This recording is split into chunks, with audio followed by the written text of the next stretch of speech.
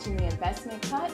I'm the CEO of Sapphire Investment Group and Associates, and I have one of my friends here. She is an accounting and tax professional. Her name is Antoinette Copeland, and I'd like to welcome you all to learn more about how a professional, a tax and accounting professional, can really help you grow your business. So welcome, Antoinette. Hi, how are you? Good, you look so pretty. Thank you. So do you. Thank you. Well, I just want to get right into it. Okay. You are an accounting and tax professional, but you specialize more in bookkeeping. Correct. Would you consider yourself an entrepreneur? Well, no. Actually, at this stage in the game, I really do not.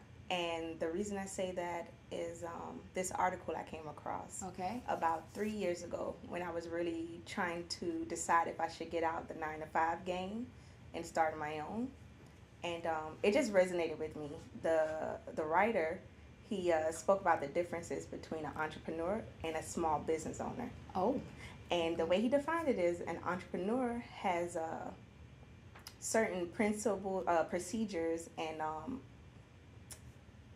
operations in play that keep the business going without the person being there. So if they step away from the business is still making money, it's still going, it's still profitable. But a small business owner, they're the key component to their business. If they're not there driving the business does not do anything. And so I'm at that stage now, building my clientele, networking, talking, getting network connections. Yeah, networking is key. Right, networking is key. And so I feel I have a 10-year plan to get to my entrepreneurial status. But right now I'm not. Okay, that's a great answer. I was really prepared for you to say differently. I was like, I know she's going to say she's an entrepreneur because she has to find clients.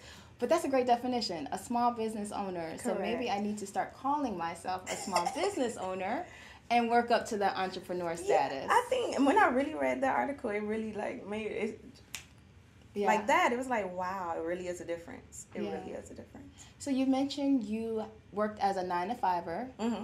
What did you do for years? Oh, wow. I mean, right out of high school, I jumped into data entry for a stock and insurance company.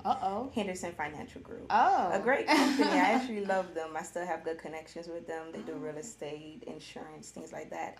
And that got me in on the ground floor of just knowing different sides of the loan business because they used to do mortgages and all those little technical things. And I just learned, and it was like a sponge. But then after that, I kind of went into manager for a construction company. So that I was in charge of doing all the bookkeeping. I was going to ask you, did you do accounting for them? Not for the Henderson Financial Group. I just kind of was a receptionist, secretary type. But you still got to learn some. Right. They wanted me to do loans and stuff. So I was expanding my wings. But then I just felt like, okay, it's time to do something different. So I jumped into the construction company doing office management. I had like a 6-man crew. I had to schedule every day. Payroll was out every week. And if I didn't do something right, they would call. Right, so because that's their paycheck. Exactly, that's their money. So that definitely taught me a lot of things, So that's how you got started as an accounting and tax professional. That's exactly how I got started because there was my first time in 2009 really dealing with QuickBooks. And then a CPA came in and taught me more about QuickBooks. Like I had a 4-hour class with her just teaching me how to do it correctly. And a lot of people don't know how to. Sometimes you're losing money when you're doing your QuickBooks incorrectly. Wow. So I want to stop and talk about QuickBooks for just a second. There's a program called SCORE. It's actually an organization here in South Florida, and they're in a lot of places. But they push, QuickBooks classes because that's the way that you can properly file your taxes. Correct. And just keep up with your books. Keeping up with your books is so important. It is. As a business owner. It really is. And that actually leads me to my next question. Why should a business owner consider actually hiring a tax and accounting professional? Well, I'm really glad you asked me that because when I think about it, I had to say, okay, why should somebody come to me? Like, why should I, if I'm starting a business, why should I even consider coming to you? Or how can I get someone to trust me? Or What are their reasoning? And the best analogy I came up with is the birthing process. Because think about it. When you want to have a child, you go to your doctor. You make sure you're healthy enough to conceive and go through the process. And even once you conceive, you still go to your doctor. Prenatal visits, vitamins, everything. You're taking care of yourself. You're taking care of the baby. And then it comes time to push, labor, delivery. And so now you have a relationship with your doctor, so you trust them to get you through it. Now, your business is your baby. We think we can do everything ourselves. Exactly, but you go to the doctor when you have a physical baby. Now, this is your baby that you want to grow and raise. So why wouldn't you sit with a doctor such as myself who can look and help you prepare for the battle ahead? And as your business grows, you know, we're there to help you. And by the time taxes come, you have established a relationship with me or anyone like me. And now that you know that they can get you the tax breaks you deserve. And they're there to help you succeed. So you use them. That's all I can say. That's awesome. That is awesome. We just think we can do everything. And as a small business, you don't have a lot of money when you're first starting. Exactly. So the last thing you want to think about is hiring a lawyer or getting a tax professional or accounting professional. But it sounds like it's going to save you more money. It really, in the end. It does. Especially if you want your business to grow. Like, no one thinks small when they think about their business. They think in large numbers. So to think in large numbers, you have to start doing large things. And really sitting down. We need to plug that. Oh, my goodness. And, well, to sit down with someone like me, it shouldn't really be costly because you're just starting. I'm not someone who's, I'm charging you $1,000 for an hour. It's a free consultation. Yeah. It's free. That's key. We love free. Yes, everybody does. That's so it's like when you get the idea of your business, why not sit and take free consultation and advice? Somebody just hear you out, being a sounding board. And that's really what I act as.